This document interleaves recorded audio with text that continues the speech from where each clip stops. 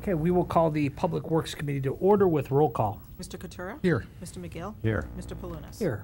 We have no changes to the agenda. We have one set of minutes from September 13th, 2017. I move to approve the minutes from September 13th, 2017. I second. Changes? Proceed to vote. Mr. Coutura? Yes. Mr. McGill? Yes. Mr. Palunas? Yes. Moving on to pending, item number 1, Lauren and Ethan Miller, 6722 Solon Boulevard. We have Ms. Miller here this evening. We had a prior meeting at our Public Works Committee where we asked for the Director of City Services to prepare a memorandum. We have that. We also have some information from the Law Department, and we also have some drawings. We asked the resident for a copy of her residential disclosure statement. We have that. We have maps of the original plat. We have the existing lateral information. We have the plumbing bill and some other various bills from the resident. And then we have some photographs from the city and some photographs of the property and some canceled checks and other photos. We also have an additional photo that was provided to us this evening by, I believe it was Mr. Gilardi provided this to us. It's additional photograph. Mr. Bush did. Oh, Mr. Bush did, okay.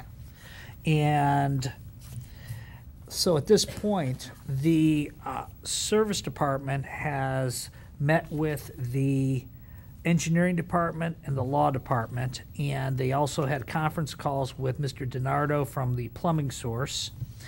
And the service department's opinion at this point is they made attempts to locate the storm service connection, but were not successful. They then spent approximately $12,000 of city money to locate the proper location and used a storm and sanitary contractor to make a new storm connection from the main to the city's right-of-way. And we also restored the area with topsoil and seed. The work that was done by the resident, according to Mr. Dursick, was all completed by the contractor hired by the resident on private property. The city did the other work to attach the system to our system, and the 3 departments that were asked by this committee are stating that there's no factual argument that the city is liable to reimburse the property owner for the costs incurred as a result of their contractor's work, as the city did not cause the damage with the tree falling, and it was the contractor. So that's what the city's position is. Did I summarize that pretty well, Bill? Yes. Okay. So that's what the city's position is at this time. The resident is looking for, and this committee does it, we can just take the information in and then we can refer this to the finance committee for a moral claim or other type of claim that they can hear. But we're here just to hear the information and then refer it over to them. We can't authorize, from the public works standpoint, we can't authorize monetary recovery to you. That has to go through the finance committee, okay? So what the resident is looking for is a total of $10,366, which is $6,190 for the plumbing source, $1,134 for falls landscaping, for the tree removal, $200 for roof damage for the fallen tree, and $2,842 for lawn repair. And the if you wouldn't mind coming up to the microphone, we have Miss Miller from 6722 Solon Boulevard. And good evening. How are you? I'm good. How are you? Good. And did you have insurance, homeowners insurance at the time of this? Yes, but our deductible was $1,000, and so the tree falling on the roof for $1,200, it just wasn't financially good to submit it. Mm-hmm. Okay. And have you had an opportunity to look at the documents that were provided to us by the engineering department? We did. Mm-hmm. Okay. And do you have any comments based on those documents? I do. First of all, I just want to thank everyone. I know this has taken a lot of people's time and resources, and I just appreciate it. We really do. And thank you for having me back. I did talk to Mr. Loeb today as well in the law department, and I think the one thing that we are still wanting clarification on is that we agree that the report says that all the work is on private property, and it is our private property, but the plans that we got from the city and the plans that our plumbers used to excavate and to dig were incorrect. They were inaccurate, fraudulent plans. And it said that everything was in place. All those pipes were in place, that we had storm connections, storm sewer connections there. And in fact, none of that was there. And it was done in '94, and some inspector from the city did sign off on those plans, and they were filed through City Hall. And so a lot of that damage was a result of them digging in places where they thought the pipes were based on those plans. And it was a chain reaction.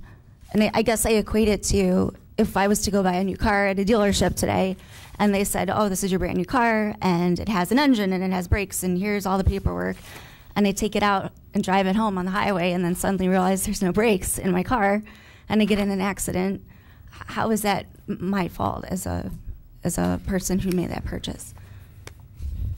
So you're referring to the plans from, the ones from that we have plans here from 1962, and then we have plans from 1983, and then we have some other documents here. Mm-hmm. So what we're looking at here is that the city put in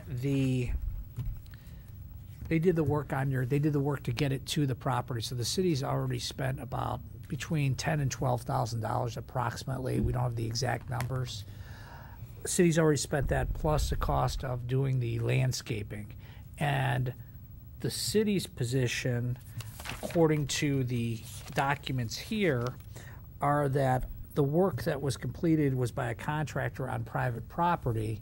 So that was your contractor that you hired. It wasn't someone who was working at the city's direction, that the tree fell over and hit your house, unfortunately. And the damage to the roof was, I think, $200 was the damage to the roof. Mm-hmm. And then the damage to the, so most of this is the lawn repair for 2842. Does that include the work that the city did, or is that extra work? No, that's not the tree lawn. That's just our property. Okay. So the two big costs really are the $61.90 for the plumbing costs and the $28.42 for the lawn repair. What's your position on why the city should be? I know you're not a lawyer or anything else, and then just generally, what's your position for why the city should be responsible for giving restitution or helping you with payment on this? And honestly, if it wasn't for those plans that our plumbers had that said that all that was in existence, I wouldn't be here today. I would say, fine, it's on our property, it's my responsibility. But the fact that it showed all these connections to the city, we didn't even have a connection. Thank you for putting one in. And all these pipes too that were supposed to be there. And same thing when we bought the house, we weren't aware otherwise that those things were missing. So our house disclosure statement or the inspection report didn't have any information. And then any of the plans that we had on file through the city that our plumbing source pulled said all of that was in place. And so they began digging where all of those pipes were supposedly at, instead of just coming in and clearing out a blocked pipe or putting in something that was missing. And they dug up the entire yard. The whole yard was gone. So so your position, basically, to summarize it for the finance committee for a claim, would be that your plumber was relying on the city's drawings that were provided to the city, and they used those drawings and relied on those drawings and went ahead and dug in the wrong place. Correct. Mm-hmm. And that caused a damage for the tree, and that caused a damage for additional plumbing costs. Is that right? That's correct. And also, when I talked to Mr. Loeb today, too, I had asked, I said, whose responsibility is it once a contractor comes in? So back decades ago, when they came in and said those storm sewer pipes were there, whose responsibility is it to make sure that they are accurately there? And he did say this, someone from the city, a city inspector, would have had to have signed off on that, stating that those pipes were in place. So somehow the records on file are signed off by a city inspector, at least the ones that our plumbing source had. See, the one thing, and I understand completely what you're saying, the one thing that does, and I understand what the city's saying, the one thing that does help your case a little bit is that in 1983, there was a report that says they couldn't locate the test tee, the basement was pumped out of water, and the resident was told not to use any more water, and the water was entering the basement floor drain in 1983. But after that, it looked like everything was repaired, or everything was back to where it should have been. And then when you purchased the property in 2009, I believe it was, when you purchased the property in 2009, the prior owners didn't disclose any type of issue on their disclosure statement, which they may or may not have known. I don't know, and I'm not inferring anything one way or the other.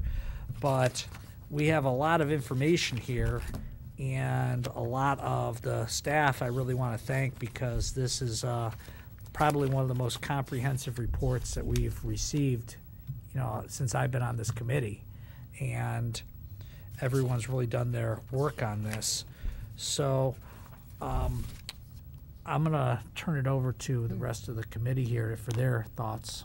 Mark? Yeah, Mr. Chairman, I was involved with the conference call with your contractor and the law director and our service director and engineer. So let me just make sure I've got a couple of things straight. So you purchased a home in 2009. Mm-hmm. You start, I guess, during rain events, there's some water issues that you were having in your home. Right. It started coming in a little bit through the foundation in the basement.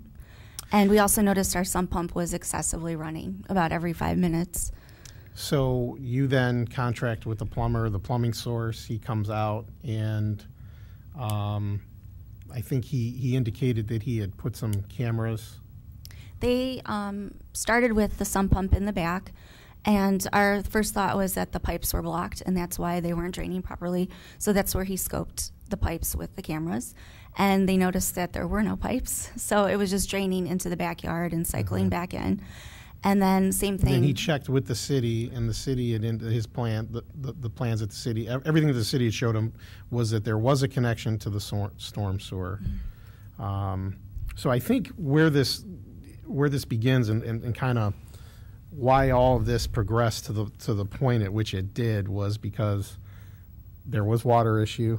They did call a contractor. The contractor with his cameras wasn't able to see follow a clear path all the way to the storm sewer. The city indicated that they had a connection to the storm sewer, and then in the end, it turns out that there never was a connection to the storm sewer, and so therefore this water was being gathered from their roof and going down their downspouts and kind of just dumping around their foundation. So I think, that's how I understand it, if I'm correct, just to kind of sum it all up. And so I think the contractor was then looking for possible pipes. There was an old septic system, perhaps maybe these storm sewers were making their way, being dumped into the septic system, which was, I guess, proper during the 1960s, which is located in the front of the house. So I think that's kind of why he was digging around. Now, I'm not really sure that, I guess I see the. So what would be the responsibility of this committee in this situation? I think our responsibility would be to make sure that there is the hookup to the storm sewer is there, and we have done that now. It seems to me that this would be a moral claim, and please, anybody on the committee, correct me if I'm wrong. And therefore, that would not be something that this committee could consider. I guess that's sort of my thoughts. I do believe that there is a moral claim here. Just not sure that this committee is in the position to go ahead and help remedy any of the. To recommend a solution. Correct. Mr. Chairman, did we have a similar situation not too long ago here where somebody else had a storm T that wasn't connected? There have been a few situations like this where it's happened in the past, yes. What's your memory of how we handled those? In the past, what we've done is we have, if there's something that hasn't been done, the city's hooked it up just like they've done here, but we haven't paid for. There hasn't been a situation where there's been actual damage to the property that's Like this. alleged like this. This is unique in your Correct. estimation. Correct. Okay. If we had sent the city out originally and said, we know that there's no storm T there, and we were responsible for fixing it immediately rather than the contractor, the $12,000 would have been what we'd have spent under any circumstances to do that? Bill, would that be about? Not necessarily. It depends on the uniqueness of the sewer call. Sometimes the plans are off a little bit and we cannot find the testee, and we end up finding it. In this particular case, there were connections, or if you go back into the history of this, in 1962 when they switched this house from septic to storm, or septic to sanitary, there was a storm connection back then. As the 3 connections when I was in the walk the main that day, but they only went to the curb approximately, and we were unable to find them. So, but there are a history of other houses, and it's not unique to Solon Boulevard, of where either the connection was crushed or something may have happened throughout the years. You don't know exactly what happens on private property too, because sometimes a homeowner may hire a contractor and not pull a permit, and things may happen that the city doesn't have any control over. But again, getting back to your question, it kind of depends on what's going on at that particular piece of property. But the reason why we took this, or I took this approach, was because it was the fastest way to get them a connection and get them hooked up to the city storm sewer. Now, there's no criticism intended of that. Yeah. We understand that you did what you did expeditiously to get them back up and running. The question is all the other damage and all the other incidental costs that they incurred, particularly that relative to the contract. I think, Mr. Chairman, underneath your comments there is a hint maybe of a cause for action between the homeowner and the contractors. Well, there could be between that. There also could be between the prior owner, between the current owner and the prior owner. And there could be, I don't know if she has an action against the contractor or not. I don't really want to get into that too much. I think what we could do is we have a lot of information here. What we could do is we could hold this here for one more meeting. We could hold this here for one more meeting so we can talk to the law director, because I know you spoke with him today. We have a letter here from the service director which says what's going on. We can hold it for one more meeting. We can talk to the finance committee too before our next council meeting. They have a special meeting. We can speak with them and see, because there is a maximum for a moral claim, and you're going to be, pretty much Right at that. You're going to be, if they would award it. I wanted to look into this. I think we can get a little more information from the law director of what this committee can and can't do. Our recommendation right now is for us to, there's no factual argument. At this point, I agree with that recommendation because of what Mr. Jurczyk said in the report. However, there might be some other avenues that we can advise you on through the law department to look at other responsible parties to this, where you might be able to get a recovery. And part of it might be through going through your own insurance on this. And on the moral claims sometimes, and I'm not saying we can do it in this case, on a moral claim sometimes the finance committee can pay your deductible for you, and then your insurance would cover it from there, and you wouldn't technically be out of pocket on it. Okay, does that sound like something you'd be interested in talking about? If that's the next step that you're recommending, I'm open to that. I think we would just appreciate any help from you. Yeah, well, I think we feel, all of us, that there's a certain obligation that we have if our diagram shows a certain thing and they're not there, that we have some responsibility here. But to be honest with you, we need to do a little more research to understand the legal implications of that and what we should properly recommend to you in terms of being able to recover either in a moral claim to our finance committee or through outside services. So yeah, I think holding this for another month would help. Okay, All right? that's fine. Thank you. Bill?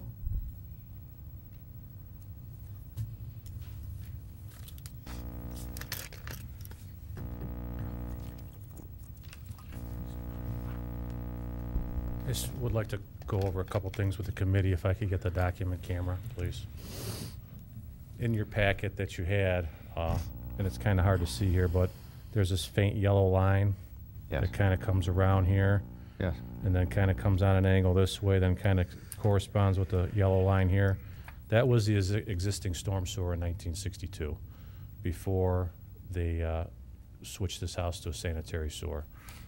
So when they switched this over, this particular document may have been changed a little bit at the time, and sometimes the exact numbers change too, based on the widening of the driveway, widening of the road, and things like that. So that may not those numbers may have changed over the years without anybody's knowledge, if you understand what I'm saying there.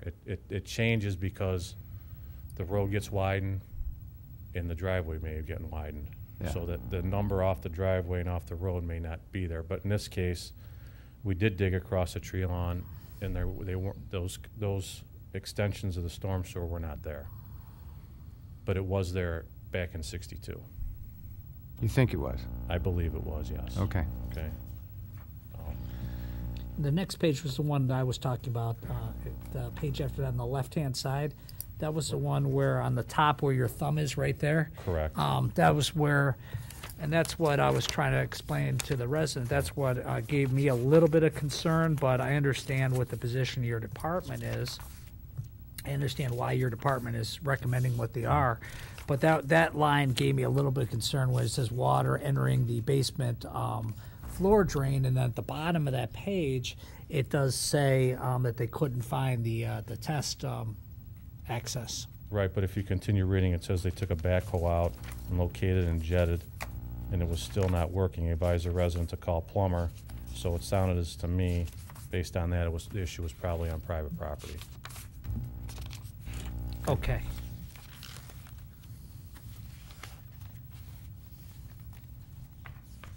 And then if you go, I mean, this is the photo that you were given today, how that we restored the tree lawn. But if there are some other photos in this packet.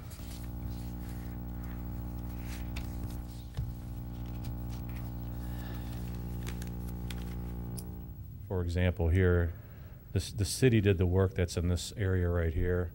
All the work that was done by the plumbing source was done behind the sidewalk, out of the right of way. And we put a new sidewalk in also? Well, yes, because when we gave the new storm connection, we put the test tee right behind the sidewalk, Okay.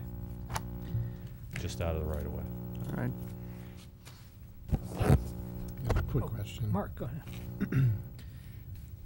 I guess that's just the obvious question would be, where did it go? You said you believe in '62 it was there. It was there when it may have been when the contractor connected their sanitary sewer. Things may have been dug up and not, Did it have septic before that? well, it was septic up to '62. Okay. So the storm sewer was put in, or the sanitary was put in '62. John can correct me if I'm wrong, '61, '62.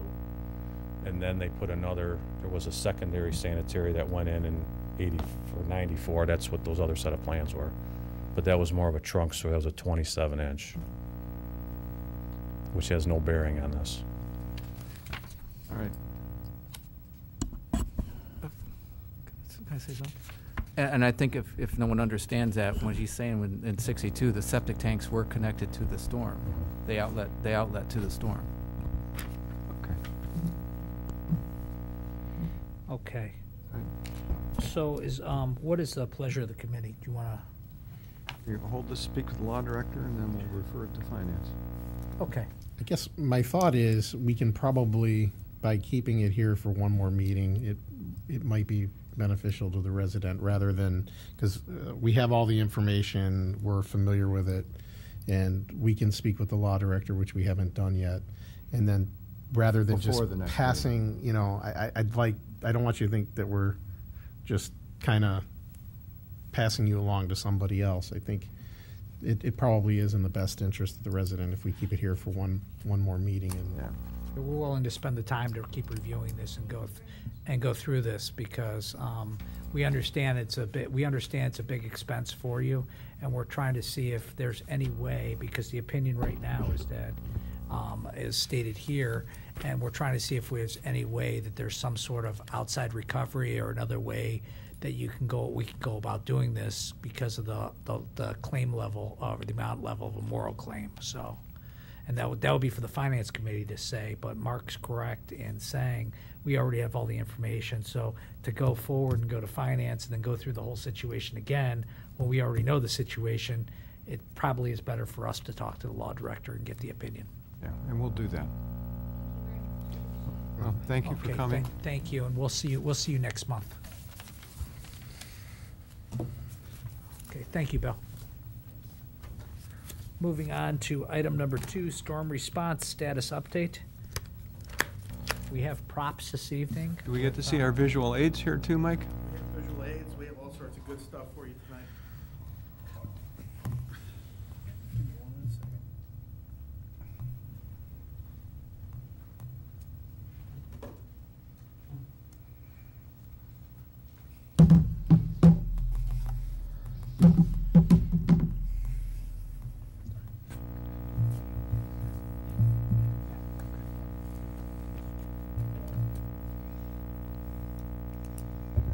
How's the committee tonight? Everybody good? well, thanks. We're Patty, good. you good? I'm good. Okay. We've got tribe fever.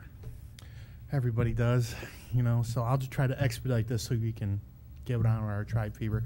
So, month of September, as always, your service department sewer crew was out, and we are doing some preventive flood control like we always do. We hit our hot spots, 91 north, 91 south, 43 east and west, and we have our hotspot list. For the month of September, 0.86 inches of rain has fallen. Last month's total was 1.89, so we're down 1.03 for the month of September, but I'm sure that's going to catch up to us with the weather changing. Sewer calls. This month, our sewer division responded to a total of 10 sewer calls, and 7 of those were residential, 3 were city issues, and all the city issues were rectified by either being locating a T, replacing a T, or jetting, so we're good there. This month, our sanitary gap bags truck investigated 12 issues through 12 locations citywide. Our PM sanitary program continued on in Briar Hill, which we completed, and we started Canada Estates. We're about half done in Canada Estates. Next month, we'll be doing Carrington Court, Mulberry Avenue, and Station Street. And that's on our PM sanitary program. This month, the sanitary gap bags completed 17 work orders for the wastewater treatment plant. This month, our gap bags truck completed PM cleaning of Southside Park. The next month, upcoming locations will be Hanover Woods, Parkland Boulevard, and Arnold Miller Parkway. Our TV crew responded to 34 locations citywide to do TV work. They also completed our September PM list, which had 14 individual areas on it. They are also in the middle of doing PM work in Jaga, Portage, Summit, and Willow. That should be completed sometime next week, and the upcoming locations would be Windrush, Spring Grove, and Stratford. Our basin program this year is complete. We completed over 50 basins that were rebuilt and replaced citywide. We also did a number of sections of sidewalk, and there were 2 curb replacements that we did this year. Service Department excavation crew performed 12 excavations for the month of September. These jobs varied from installing T's to berming to confined spaces. Also, our sinkhole crew responded to 1 sinkhole this month, and it was dye tested and filled to grade. I'd also like to do a reminder that our sewer grouting program is going on this month. Also, our hydrant painting program is going on. The following areas have been completed for the hydrant painting: Pettibone Road, Line to Line, Rolling Brook, Ridge, Pine, and Birch. Currently, they're working on Cannon Estates. They should be done with the priming and should begin the with the cleaning of the hydrant, and they should be getting the priming and painting, Creekside and Bainbridge Road. This month, our outfall locations, we inspected 56 locations that are inspected for our outfall. And Trax Construction has a few jobs pending. There's one on Lansdowne, one on Glen Allen, which was completed yesterday, one on South Baroque, one on Forest Glen, which was completed, and then a confined space was done on Solon Boulevard.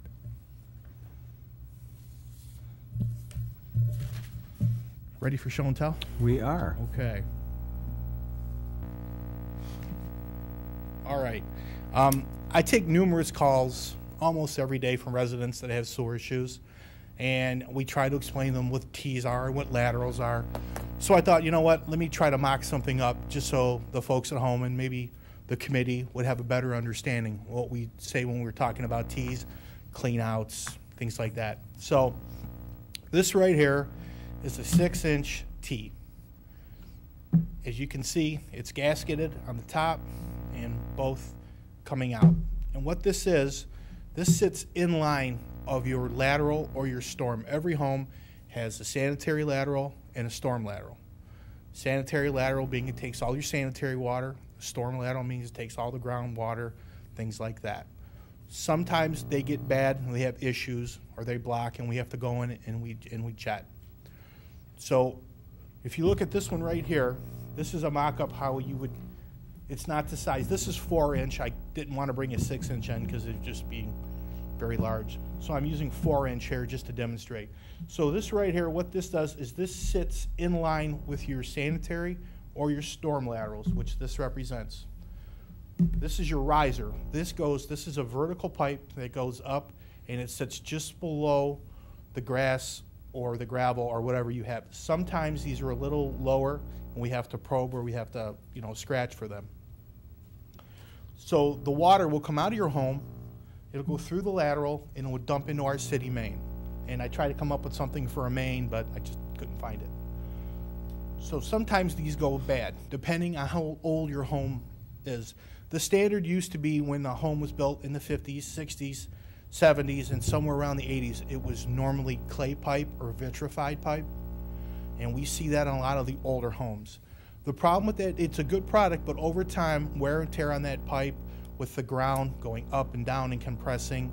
They didn't have a real good gasket like they have now. These are good rubber gaskets. It was more like a tar ring. Over time, tar will shrink. All it takes is one root to get in there. If you have a home with a lot of trees, one root will get in there, and then pretty soon, roots love water. Some kind of water, some type of water will go through here, and that's when you have a root issue. And what we've seen in the past is these roots get so big, they actually crack the T.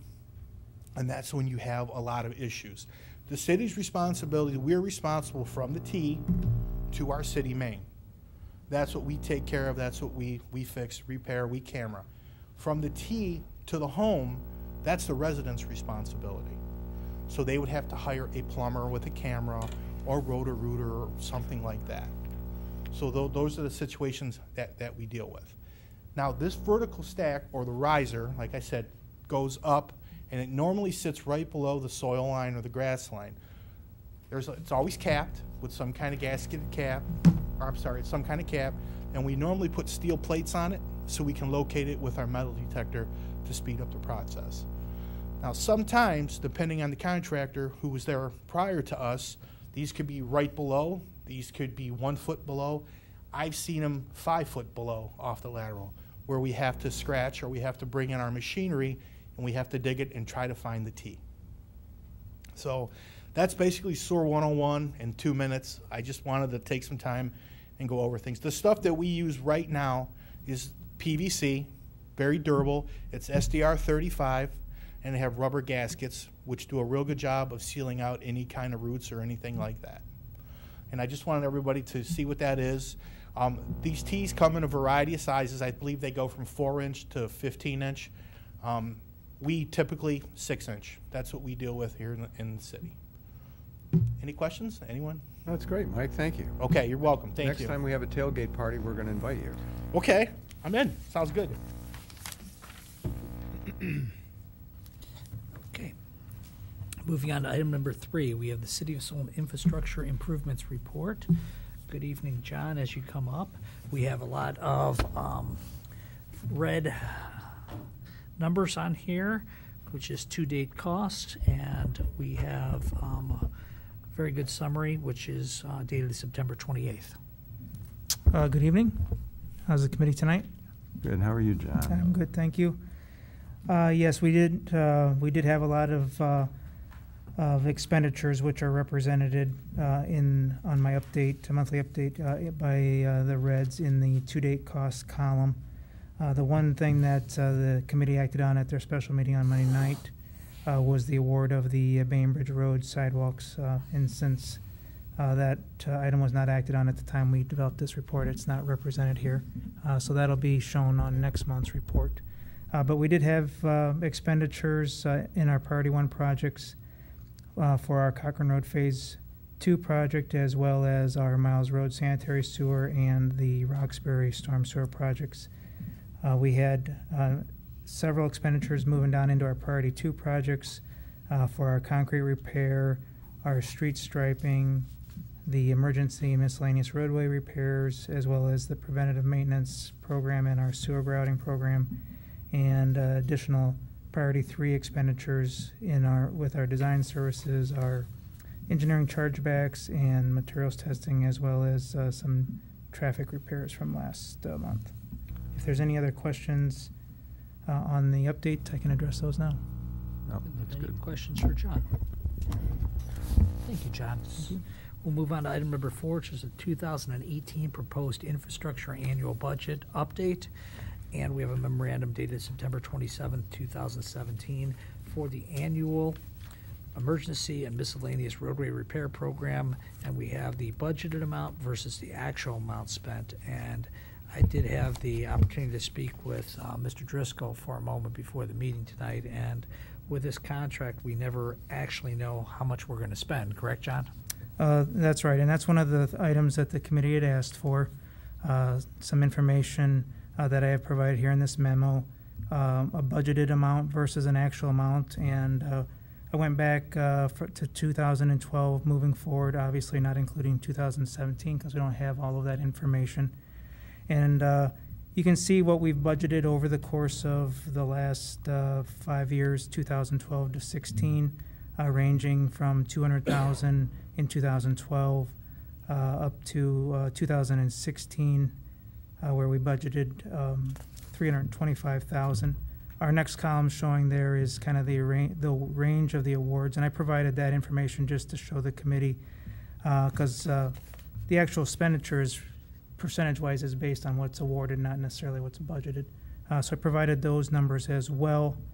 And then I guess the more important information is the actual expenditure.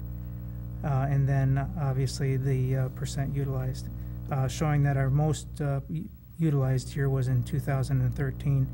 The last 2 years, 15 and 16, hovering down around the 50% range. And most of these repairs are generally used predominantly for water main breaks.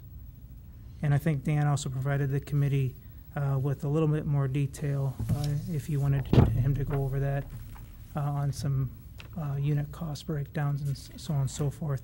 If the committee wanted Dan to go over that, I'm sure he'd be more than happy to. I don't know if we need to go through everything with what Dan provided, because it's a lot. Dan provided, as usual, a lot of information.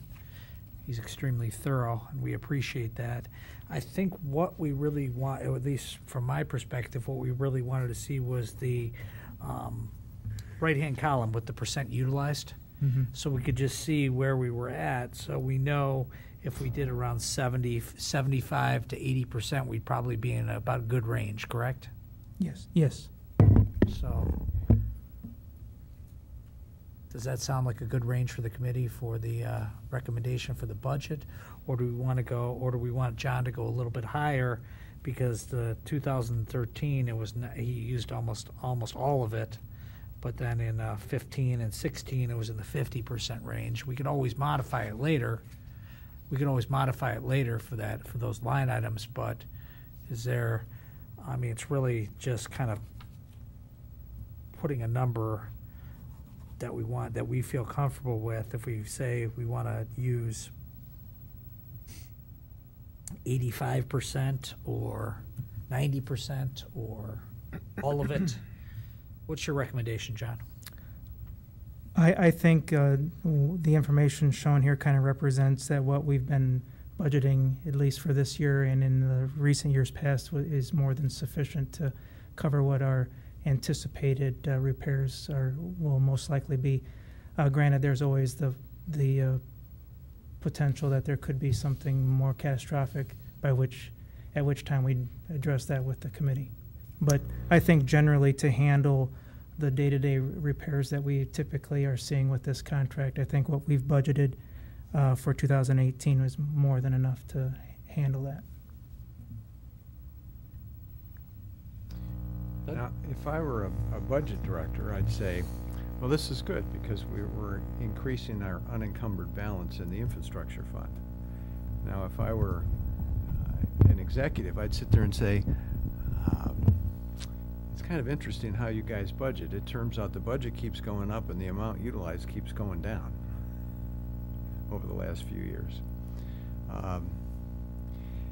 Tell me a little bit about that unencumbered balance. If in fact we exceed for a particular year, is that where that money comes from?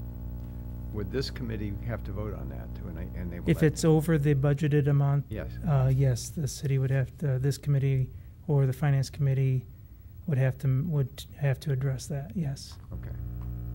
And I guess Make as the- far we'd as have to the make the transfer. utilization percentage going down, I would say that that's a good thing and chalk that up to the service department's maintenance. Oh, I see. All right.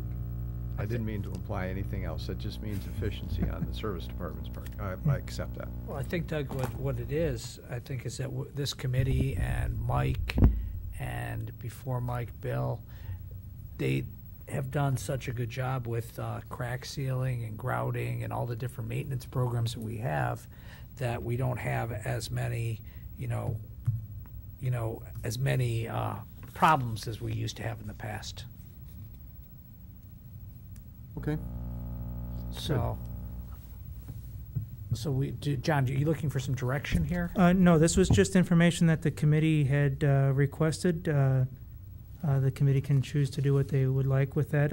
No, I appreciate it, John, because it does allow me to analyze a little bit better, and I appreciate I it. still feel comfortable with what we have budgeted for the 2018 program. Okay. Good enough. Thank you. And then moving on, additionally, the committee had asked for the unencumbered balance of the infrastructure fund up to the end of September 26th. This information was provided by Finance Director Rubino, and as I had noted in my memo, our unencumbered balance was just over $9 million. With our expected unencumbered balance to be at the end of 2017 to just about $10.5 million. And then one last thing the committee had asked for was our anticipated tax revenues, which were also provided by Mr. Rubino, and he, based on his forecasting, he had anticipated that we are expected to receive about $11.5 million into the infrastructure fund. It sounds very, very good. Good. Thank you so much for putting this together. Not a problem. Any questions for John? Moving on to item number 5, the 2016 Annual Materials Testing Program. John? Can we go back to 4, please? Yes, we may. I was just going to turn the page. Oh, okay. Sorry. Couple other things. This is the same budget that the committee saw last month. A couple things I just want to point out. I did revise under the proposed Priority 1 projects, the number 2 Briar Hill Culvert. The estimate I had provided to the committee last month was $325,000. I did increase that to $470,000 based on the recommendation of our consultant. We are looking at the potential of having to change our structure type that we're going to be putting in for that culvert due to the soil types and conditions. So wanted to make sure that we budgeted enough for that. The other thing I wanted to just point out, and I've had some discussions with Finance Director Rubino as well, as the Somerville intersection project, the priority number one project. I have it noted there as the city portion at just over 1.8 or almost $1.9 million. Just so the committee knows that the actual cost or actual estimate for that project is about $3.3 million In total? I have noted here that this is just the city's portion. So at the time that contract is awarded, we'll probably need to encumber something more like about 3.3. That's about what our estimate is now. Mr. Rubino is aware of that and making necessary steps to encumber enough money for that. The rest of the money is going to be coming from ODOT funding. So it'll just be a matter of whether we want to have the contractor get paid directly from ODOT, or whether we want to invoice or have the contractor invoice us at the time and get reimbursed from ODOT. So I'll work with Mr. Rubino moving forward on that. Other than that, the preliminary budget is as presented to the committee last month. Okay, anything further for John on this item? Thank you so much, John. Moving on to item number 5, we have the 2016 Annual Materials Testing Program Contract 2016.10. The final change order for the contract closes out in the amount of $28,194. The original contract amount was $75,975. We did not use all the quantities, therefore the closeout amount is much lower. And very good use of the program, John, so we can take that into account for this year's budget too, right? Yes. Okay. Any questions from the committee for John? No. Is there a motion? I'd like to make a motion to prepare legislation that approves the final change order to the 2016 Annual Materials Testing Program Contract 2016.10, which should reduce the contract by $47,781 and close the contract out in the amount of $28,194. Second. Moved and seconded. Thank you. Any discussion? Proceed to vote. Mr. Katura? Yes. Mr. McGill? Yes. Mr. Palunas? Yes. Okay, moving on to item number 6, we have the 2018 Annual Emergency and Miscellaneous Roadway Repair Program, Contract 2018.12. We had one bidder, Trimore, for $384,145. Mark, did you have a question on this? The only question that I did have was, the usual. We see one bid. I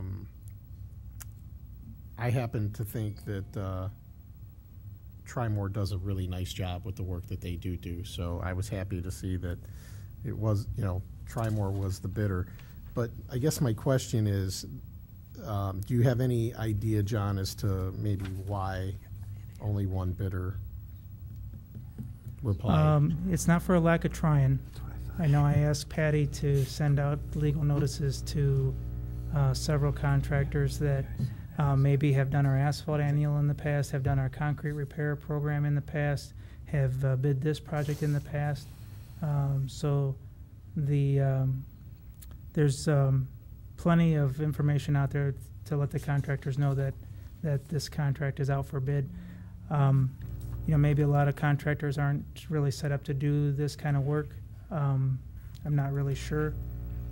If the committee wants to some additional information, I could try to go back and pull some of the contractors to see kind of what their issues were with the contract.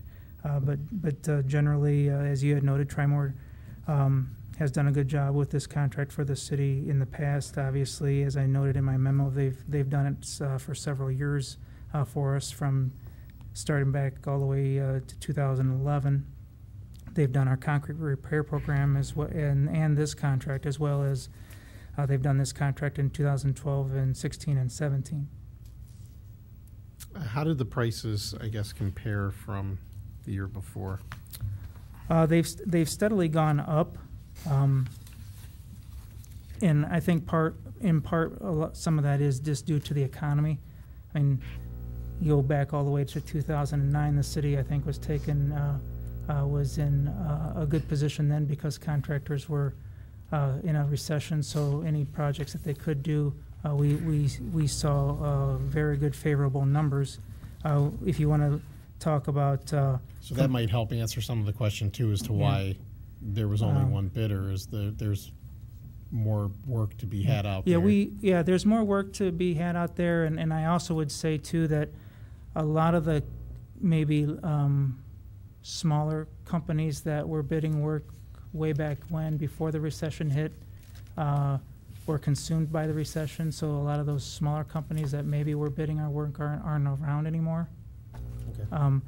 But just if you go back to my memo on the budget update, you can see that this year the apparent low bidder is $384,145, and the contract was awarded last year at $356,500.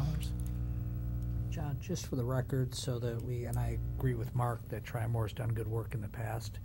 Just for the record, this was publicly advertised, Absolutely. and other people did have the opportunity to bid, Yes. and the specifications were not narrowly tailored just for Tri-Moore Corporation, No. and no one else was discouraged from bidding on this project? No, quite the opposite. Okay, I have not. I felt like I was in court for a minute. I have nothing further, John. Nice job, Counselor. So, is Do I there need- do I any need other to- questions? Do I need to be sworn in? Patty will take care of that in the next item. Is there a motion? I would like to request legislation be prepared to open the 2018 Annual Emergency and Miscellaneous Roadway Repair Program, Contract 2018.12, in the amount of $384,145, be awarded to Tri-Moore Corporation. Second. Second, thank you. Any discussion? Proceed to vote. Mr. Katura? Yes. Mr. McGill? Yes. Mr. Palunas? Yes.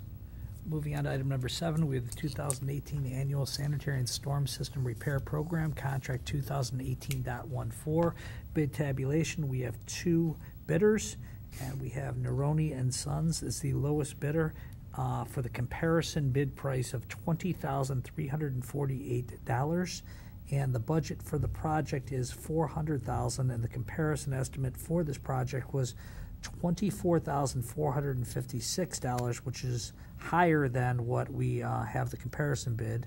And they've done a lot of work in the city before in 2014, 15, 16. Recently did a storm sewer project in 17, so the references are fine. And John's recommending the contract go to this company in the amount of $400,000. Correct, John? That's correct. I questions? have nothing to add unless the committee has any questions. Is there any questions and a motion? I guess just to add, they've done this contract before. They've done it well. They've done it very well, and as the chairman had noted, they did the Roxbury Storm Sewer project for us as well this year. So, after noting that, I'd like to make a motion to prepare legislation that awards the 2018 Annual Sanitary and Storm System Repair Program Contract 2018.14 to the lowest responsive and responsible bidder, being Neroni and Sons Incorporated, in the amount of $400,000. Second. Second, thank you. Any discussion? Proceed to vote. Mr. Katura? Yes. Mr. McGill? Yes. Mr. Palunas? Yes. Moving on to item number 8, we have the Citywide Traffic Signal Improvement Project, Contract 2010.20. Final closeout update. Last month, we had Council Representative Meany, who was here, who had voiced objections to closing out the Traffic Signal Improvement Project and asked about issues at 3 intersections. We held it, and John provided a very, very detailed memo of the 3 intersections. And John, if you just want to briefly summarize what you stated in the memo. At last month's meeting, as you noted, Council Representative Meany was here and voiced her concerns over the closure of the contract. She had cited 3 intersections of issue. One being the Cannon Harper Road intersection, The second one being the Aurora Road and Burger King Solar Shopping Center intersection, and the third being the Aurora Cochran Road intersection. And I'll be brief with my explanations. The Cannon and Harper intersection, as we had discussed with the committee last month, was involved in an accident, or was the intersection cabinet, traffic cabinet was damaged as a result of an accident, and I had More like shown those. destroyed. Yes, It we was could say obliterated. destroyed. And the committee, I showed those pictures of the damaged cabinet to the committee last month, and the committee at the special meeting Monday night took action to get the new cabinet in place, or get the order in place for the new cabinet. So I think we know what happened with that intersection. The Aurora Burger King Solar Shopping Center Plaza, there was a wiring issue in the cabinet where the two wires for the two left turn signals were actually crossed in the wiring of the cabinet. I'm not really sure how long that may have been going on, but appreciate all of the calls from whomever it came from, because otherwise I don't think we would have dug into it that deep. But that's been resolved, and I actually went through that intersection before the meeting myself tonight, and I got the left turn arrow as I was expecting to. So I think everything there is working well. And thirdly, the Aurora Cochran Road intersection. This one has been under discussion at the Safety and Public Properties Committee, more for a timing issue, and those discussions are ongoing, and I think we're going to recommend to the Safety Committee to make some slight modifications to the timing. I guess in summary, the issues, the intersections that she brought up, the issues weren't a detection issue. They were more, obviously, an accident is a standalone item. The other ones were a wiring or a timing thing. The other thing that was discussed at the meeting was the schedule or the status of when the new cameras were installed, which I provided to the committee. So as of the end of November last year, half of the 142 sensors or cameras were replaced, and the balance was done in March through April of 2017. Since then, we've been fielding some calls. They have gone down substantially since that time. Mark? Of the 74 cameras that were replaced, how did those perform during the winter last year? Because there were 74 by the end of November that Much were much better than the year before. And the thing is these are a totally different camera than, I wouldn't say totally different, but they were totally redesigned to get rid of a lot of the issues that we're experiencing. And I have to commend the manufacturer for going to the nth degree to resolve our issues, because we haven't been through a full winter with the balance of the ones that were installed in the spring. The 74 we have. Yes, but the first 50% we have, yes. And granted, last winter was maybe a lower snow accumulation winter, if you would. Most of us in this room are not complaining about that and are hopeful for having the same this year. But 70, generally the cameras are functioning much better. Okay. And the committee can choose to hold this a month if you want to. I just felt that it was necessary to at least let the committee know and report back to the committee on the items that were discussed.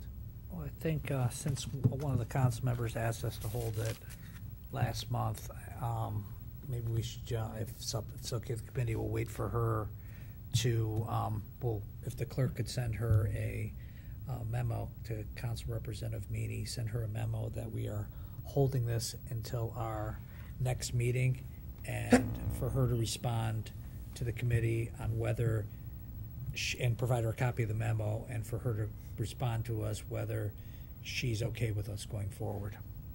Is that okay with everyone? That'd be fine. And going forward would be to close out the contract. Okay. Let's move on to correspondence. There is none. Other, there is none. Projects and reports. John, you have an engineering report. Item number 9. The committee, or the report is provided to the committee. If you have any questions on any of the items, I can address those now. Any questions for John? Mm-mm. Moving on to item number 10. We have Thank you. Well, thank you, John. We have the sidewalk program update. We have a 0 balance, and we have a $3,217.41 over amount. Is that correct, Dan? That's correct. So we will, you'll come back to us and ask us to transfer that? Is that what you'd like us to do? The contract itself allows us to use unused funds from one line item to cover the shortfall in another line item, provided you have no concerns that we replace more than 20,000 square feet of sidewalks. Okay. I think, is everyone okay with that? When you say one line item to another line item, which line item? were This you is taking? part of the Yeah, annual concrete repair program, so it's just kind of a sub amount of it. We set aside $95,000 of that project. I'm sorry, am I correct when I'm saying that? I'm sorry, Dan, I didn't mean to answer the question for you. You know, then nearly a $2 million project has line items like catch basins adjusted and vertical brick repairs and things like that, that we don't use all of the quantities, and we're allowed to use the funds from those unused quantities to pay for overages and other line items. Okay. Okay. Everyone okay with item 10? On to item 11, 2017 Annual Road Repair Program Update. We have a remaining balance of $256,950. There were 4 repairs that were performed on the emergency contract, and we still have a healthy balance in this account. Any questions for Dan on this? Mark? None. Moving on to item number 12, we have a 2017 Annual Sanitary and Storm System Repair Program Update. We have a very detailed memorandum, and I thank Mike for his great presentation tonight. We always like to have the props or visual aids or whatever you'd like to refer them to. And Visual aid guy, so visual aid? I'm a huge visual aid guy. Okay. And we have a lot of work that you performed this month, and we have a balance of $165,738.23. You went through a couple of the projects, and is there any questions for Mike? Moving on to Water Rec Report. Paul? Paul has promised some photographs.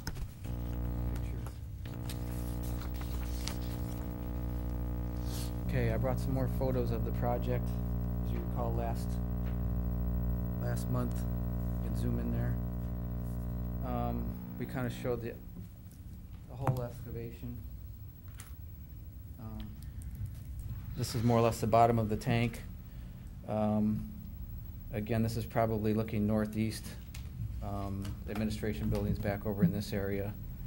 About 110-foot diameter tank. The excavation's probably more like 250 feet. If we look in this area here, a lot of the hillside was cut away. You can see kind of the original hillside depth here. So that basically continued all the way through here. You know, standing here, you really couldn't. You were up on top of the hill looking down at this building. So once this tank's in place, you know, once they put the walls up around here, they're going to actually fill back in this side here. What this photo is also showing is they started putting in the drain sump for this is going to be the effluent line for the bottom of the tank. So once this tank fills up with water, that's going to be our way to drain the tank back into the plant. It's going to actually drain out through here, come down to the back, and come into the headworks of the plant. And how many gallons, just for the people watching? Is 1.7 million gallons. This is just another photo of the same. If you can see here, this is a little closer. Right, today what they started doing, they're doing compaction. Before they pour the floor here, they have to do a compaction test. This area really wasn't disturbed too much because this is the bottom of the tank, so it just was some light compaction. But when they actually started running that machine, we could feel it down in the administration building down here. So, you know, I was sitting in my office going, what's vibrating the walls? And went up there and they were running the compaction machine. This is very impressive. We actually have a materials testing, a compaction test tomorrow. Dan Driscoll had actually set that up for us through our materials testing contract that we just recently did. This is just another view, more or less, of the line going out. Again, the effluent line to drain the tank. There's about a 5 to 6 foot fall from the edge of the tank to the where the sump's going to be.